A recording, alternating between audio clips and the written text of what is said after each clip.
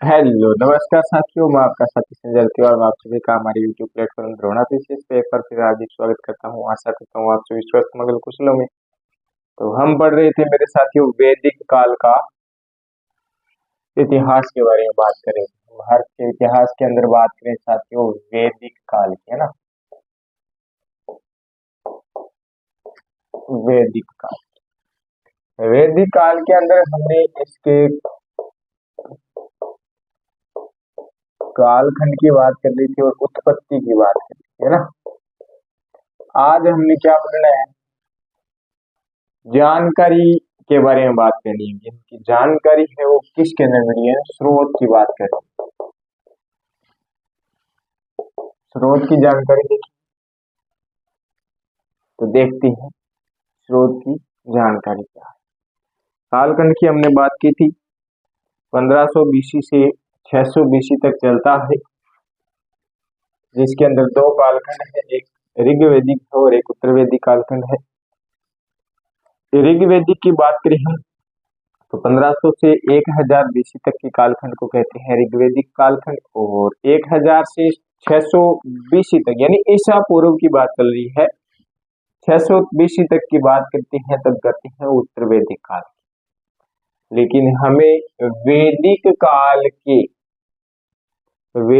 काल के बारे में जानकारी कहाँ कहाँ से मिलती है, क्या जानकारी मिलती है, उसकी बात करने वाली है। यानी हम बात करने वाले हैं स्रोत की बात करने वाले है ना साथी।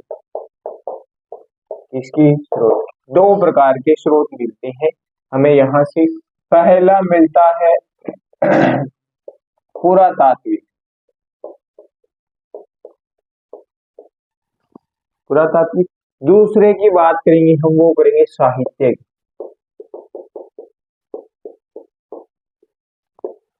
किसकी बात करेंगे, साहित्यक स्रोत। पहले पुरातात्विक स्रोत की बात करते हैं तो चलती हैं फिर पुरातात्विक स्रोत की। इसके अंदर हम देखेंगे दो प्रकार के हमें जो है जानकारी के साक्ष्य मिलते हैं। पहला मिलता है मेरे साथियों अभिलेख,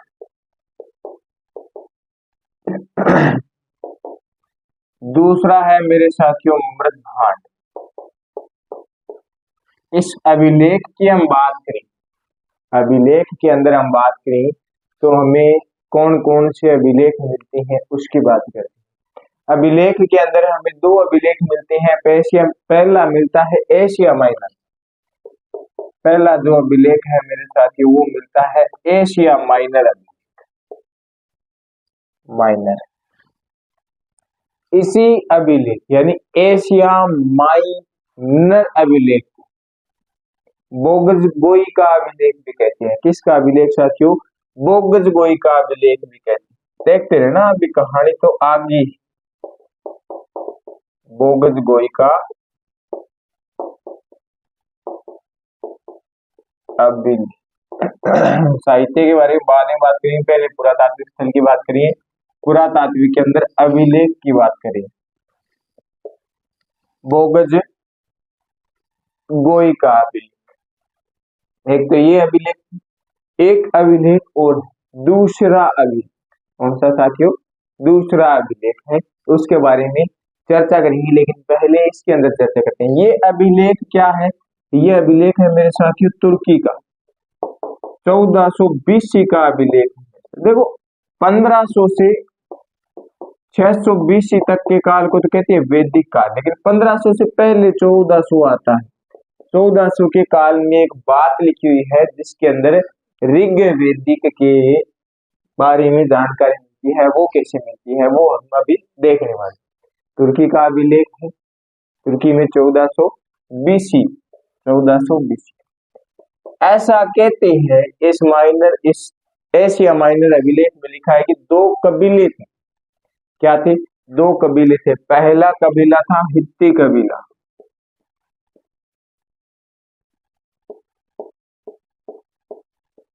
कौन सा कबीला साथियों, हित्ती कबीला। दूसरा कबीला मितनी कबीला, कौन सा, मितनी कबीला। लिखते हैं, पहला कबीला लिख दिया, दूसरा लिखते हैं मितनी, मितनी कबीला। ये लो दो कबीले इन दोनों कबीलों के दो राजा थे।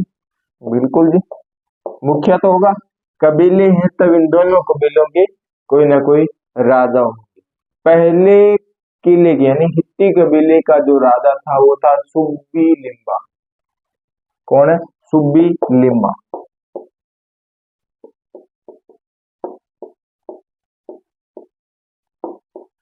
सुब्बी लिम्बा ये राजा है। सुब्बी लिम्बा भी मिलता है, कहीं पे लिम्बा भी मिलता है। लिम्बा लिम्बा भी कर लो साथ में, लिम्बा भी मिलता है, ज्यादा लिम्बा मिलता है, लिम्बा कम मिलता है। लिम्बा तो बापल्डी सी बात होगी, नहीं आपल्डी ना करो, फिर लिम्बा ही कर लो, तो लिम्बा ही रखते हैं लोग, अपन लिम्बा ही करेंगे, ज्यादा करेंगे। सुब्बी लिम्बा। दूसरे यानी मितनी कबीले का जो सरदार है वो है मित्यु अज्जा। कौन है? मित्यु अज्जा। मित्यु अज्जा। इन दोनों कबीलों के बीच के राजा जो है, इनके बीच में क्या हो जाती है साथियों? लड़ाई हो जाती है। क्या हो जाती है? लड़ाई हो जाती है। कुछ समय तक तो लड़ते हैं, लेकिन बाद में इनका क्या करवाते हैं? समझौता होता है।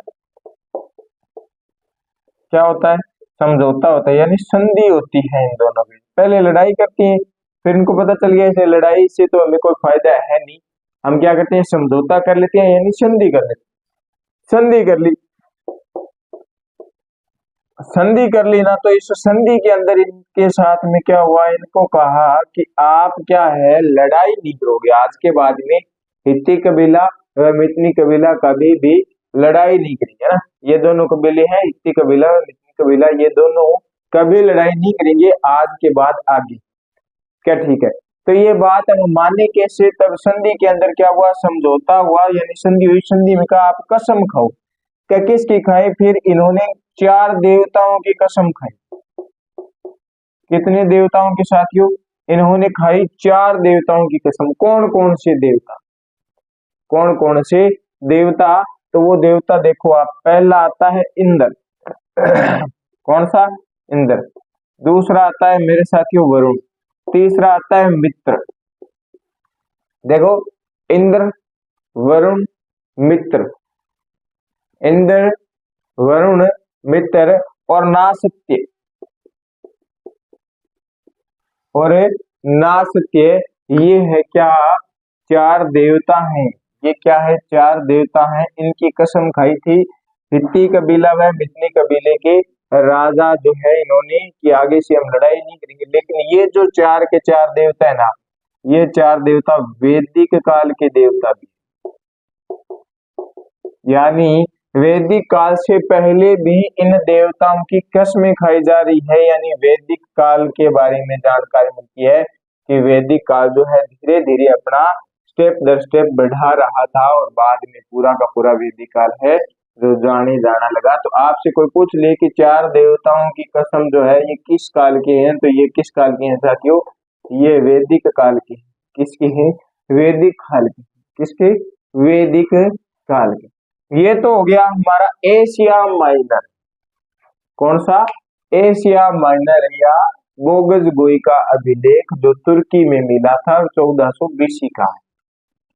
हित्ती कबीले की कहानी है जो हमने देख ली है। इसके बाद में हम आगे चलते हैं, आगे की कहानी और सुनते हैं। एक अभिलेख और मिलता है, कस्सी का अभिलेख। किसका अभिलेख साथियों? कस्सी का अभिलेख। लिखो भाई, दूसरा अभिलेख है मेरे साथियों कस्सी का अभिलेख।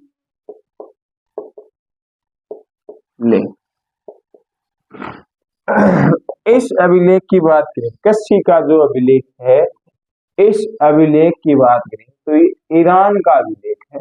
कब का साथियों? ईरान का। लो जी, लिख दिया आपने क्या? ईरान।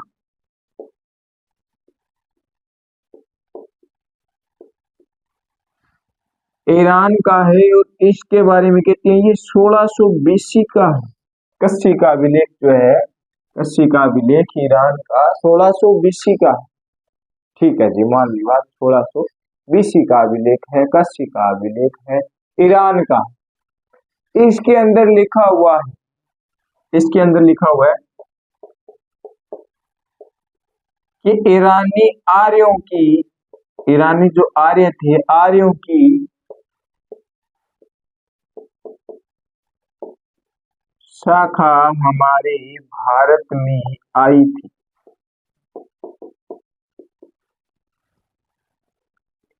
ईरानी आर्यों की शाखा भारत में आई थी, ईरान से आई थी। ये क्या एक शाखा आई थी भारत के अंदर, ऐसा किसके अंदर लिखा हुआ है? कसी का अभिलेख है, ईरान का है, 1600 बीसी का है। ईस्वी की तो क्या बात करें ना, ईसा पूर्व का है। कसी का अभिलेख, इसके अंदर ये बात लिखी हुई मिलती है। ये तो होगी अभिलेख की बात, किसकी साथियों? अभिलेख की बात। मृद भांड की बात करी हमें मृद भांड मिलती है। मृद भांड कैसे मिलती है साथियों? जिन पे कुछों पे रंग होता है, कलर की होती है, ये मृद भांड मिलती है, जो हम आगे पढ़ने वाले हैं। अभी हमने अभिलेख देखे हैं, तो अभिलेख 2 है, इनके बारे में आप ध्यान रखना। इसके बाद में हम थोड़ी साहित्य की जानकारी लेती हैं, और साहित्य के बाद में हम आगे इस सिंधु वैदिक काल की ओर चलने वाले हैं। तो दोनों के दोनों अभिलेख ध्यान में रखना। कौन सा साथी? एशिया माइनर और कच्છી का अभिलेख। अब हम बात करने वाले हैं मेरे साथियों साहित्य पे। किस पे? साहित्यक स्रोत की बात करने वाले हैं। लिखते हैं यहाँ से साहित्यक स्रोत, इस पे हम बात करने वाले।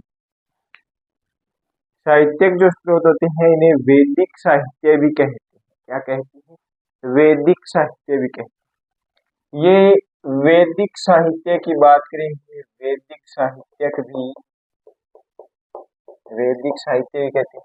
ये जो साहित्य है, ये जो साहित्य है मेरे साथियों, ये 1500-1600 बीसी तक की है। 1500 से 1600 बीसी तक की ही बात करते हैं, इससे ज्यादा बात नहीं कर सकते। तब तक क्या है, ये साहित्य इनका लिखा जा चुका था, उसकी बात करेंगे हम। ये जो समय है, ये साहित्य कैसे है, ये बात करते हैं। क्या है? कैसे है, ये बात करते हैं। इसके अंदर हम 4 बातें देखेंगे कि वैदिक साहित्य कहते किसको है। वैदिक साहित्य कहते किसको है? वैदिक साहित्य कहते हैं वेद, ब्राह्मण, आरण्य, वेद ब्राह्मण आरण्यक, और आता है अंतिम उपनिषद को मिलाने के बाद में इन सारे की सारी आरण्यक के और उपनिषद की बात करें, उपनिषद की बात करें, इन सभी की जानकारी जो है मिलती है, जिसके अंदर वो है वैदिक साहित्य। क्या है साथियों? वैदिक साहित्य है, उसे कहते हैं वैदिक साहित्य। वैदिक के अंदर बात करें हम, वैदिक काल के अंदर बात करें, वैदिक काल के अंदर बात करें हम, तो क्या है, लिपि के बारे में बात करते हैं। साहित्य जो है लिखना, लिपि के बारे में बात करते हैं। लिखना तो जानते थे, लेकिन पढ़ नहीं सकते थे, यानी लिपि का ज्ञान नहीं था, ज्ञान नहीं था। व्यापा भी कहते हैं ना, कई बार टावरन कह आते के लिखियो है शाही में मकोड़ो ढबोगे छोड़ियो, बस आगे का नहीं। लिपि का ज्ञान नहीं था, इनको लिख तो सकते थे, लेकिन ये पढ़ नहीं सकते थे। तो वैदिक काल के लोगों को लिपि का ज्ञान नहीं, क्या नहीं था? ज्ञान नहीं। ये बात भी आपको ध्यान में रखनी। और देखिए वैदिक साहित्य को और क्या कहते हैं, कुछ अन्य नाम भी है वैदिक साहित्य के।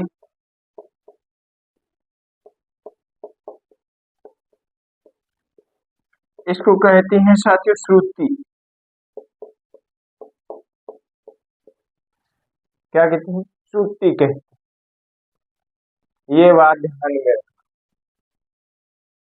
और क्या कहते हैं इसे नित्ता कहते हैं, नित्ता, नित्य। क्या कहते हैं इसे? नित्य। लो, इसे क्या कहते हैं? नित्य कहते हैं। इसे क्या है? संहिता भी कहते हैं। क्या कहते हैं इसे? संहिता भी कहती हैं। किसको कहती हैं? वैदिक काल को कहती हैं। वैदिक काल को ये भी बातें हैं, ये भी कहती हैं। अपौरुषेय भी कहती हैं। क्या कहती हैं? अपौरुषेय भी कहती हैं। अपौरुषेय भी कहती हैं। इसी को अपौरुषेय भी कहते हैं। वैदिक साहित्य को नित्य संहिता, अपौरुषेय या अपौरुषेय भी कहते हैं। ये बात आपको ध्यान में रखनी है।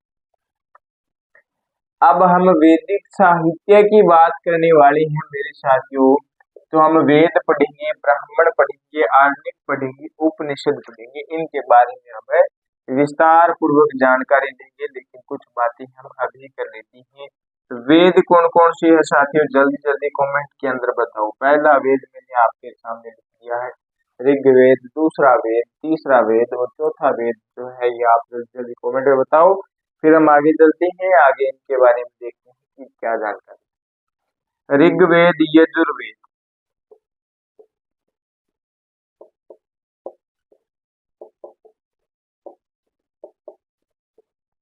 सामवेद, चौथा वेद बच गया है मेरे साथियों। एक वेद बचा है, पहले तीन थे आपके पास ही, अब एक वेद बचा।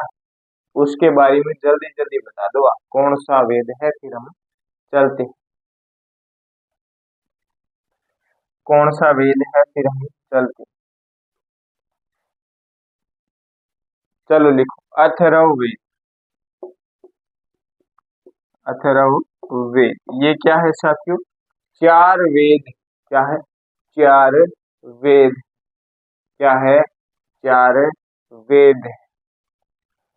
ऋग्वेद, यजुर्वेद, सामवेद और अथर्ववेद, ये चार वेद है, जिसके अंदर इस ऋग्वेद, इस यजुर्वेद और इस सोमवेद को मिलाती हैं। इस अथर्ववेद को हटाने पे क्या होता है, इसकी बात करते हैं। इन तीन वेदों के अंदर यानी ऋग्वेद, यजुर्वेद, सामवेद की जो जानकारी, तीनों की एक साथ में जानकारी होती है, उसे क्या कहते हैं? उसे क्या कहते हैं? उसे कहते हैं वेद टेंपी। क्या कहते हैं?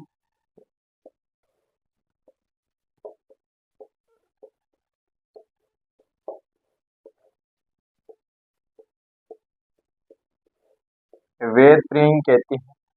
क्या कहते हैं? वेद त्रयी कहते हैं।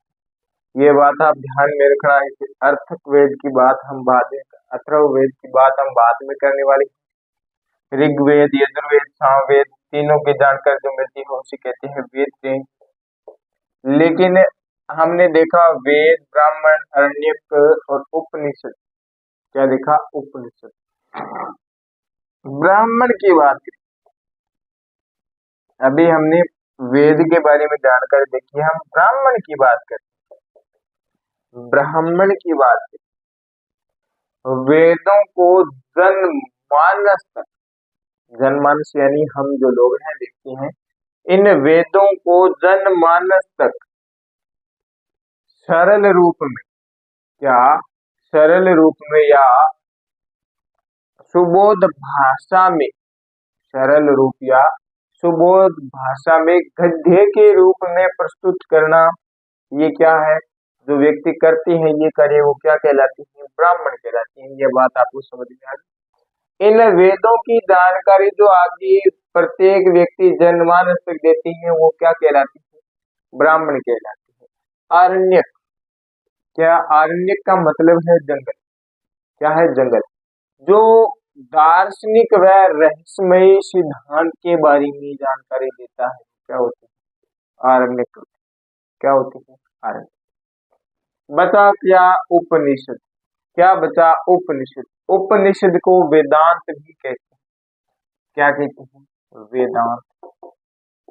ये बात भी ध्यान में रखिए, उपनिषद को वेदांत भी कहते हैं। उप का मतलब और निषद का मतलब जो है, इनके अर्थ के बारे में बात करिए। जल्दी जल्दी बताओ। उपनिषद, उप का मतलब और इसका मतलब क्या है? जल्दी जल्दी बताओ, उपनिषद, उप का अर्थ क्या है और निषद का अर्थ क्या है। इसके बाद में हम चलते हैं आगे और आगे की जानकारी देखते हैं इसके अंदर क्या है। देखो, उपनिषद की जानकारी है, ये आप बता रहे हो तो उस हिसाब से नहीं है मेरे साथियों। उप का मतलब होता है समीप, निषद का मतलब होता है बैठना, समीप यानी नजदीक बैठना, समझ में आई? समीप यानी नजदीक बैठना। उपनिषद जो है इसके अंदर ओनली फॉर ओनली दार्शनिक, कौन सी बातें साथियों, दार्शनिक सिद्धांत जो है इसकी चर्चा मिलती है, इसकी चर्चा करेंगे हम।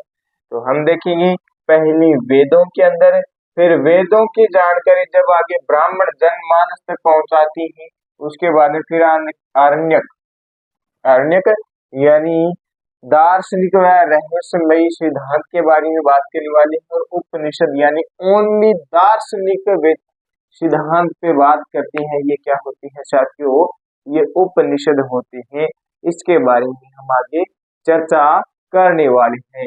लेकिन आपके सामने जो बातें हैं ये बेसिक स्तर की बातें हैं, इसीलिए हम जो ये क्लास है थोड़ा छोटा लेके चल रही है और कम बातें कर रही हैं। जैसे जैसे एक दो क्लास लगेगी उसके बाद में हम बड़ी क्लास लेके चलने प्रारंभ कर देंगे, तो फिर आपको पूरा ध्यान लगा के बैठना पड़ेगा कि हम पीछे क्या पढ़ के आए हैं, किसके अंदर क्या बात करें। वेदों के अंदर बात करें तो हम वेद की बात करें, जब वेदों को हम आगे बढ़ाने की बात करें तब हम ब्राह्मणों की बात करें, समझ आ रही? यानी जनमानस तक वेदों का प्रचार प्रसार की बात करें तब ब्राह्मणों की बात करेंगे। आरण्यक जंगलों के अंदर रहस्यमय व दार्शनिक घटना जो है ऐसी बातें हम करने वाले। उपनिषद वेदांत ओनली दार्शनिक सिद्धांत पे हम बात करने वाले हैं। तो ये है बात किसके अंदर, साहित्य स्रोत के अंदर, यानी जो लिखी हुई बातें हैं, जो लिखी हुई बातें हैं उनके बारे में हम चर्चा करने वाले हैं। तो अभी फिलहाल के लिए हमने क्या देखा, स्रोत की बात कर रहे थे, स्रोत की बात कर रहे थे जिसके अंदर हमने पुरातात्विक व साहित्यिक स्रोत दोनों के बारे में बात कर ली है। इसके बाद में हम साहित्यिक स्रोत के अंदर आगे चलेंगे, और हमने एक मृत भांड जो छोड़ा है उसके बारे में भी हम चर्चा करने वाली है। तो लेकिन साथियों आज के लिए इतना ही। आशा करता हूँ आपको ये क्लास अच्छी लगी होगी, अच्छी लगी है तो लाइक करें, कमेंट करें, वीडियो को ज्यादा से ज्यादा शेयर करें, और जिस साथी ने हमारे YouTube प्लेटफॉर्म द्रोणा पीसीएस को सब्सक्राइब नहीं किया है वो सब्सक्राइब कर लें और बेल आइकन के बटन को प्रेस करें। धन्यवाद साथियों, मिलते हैं।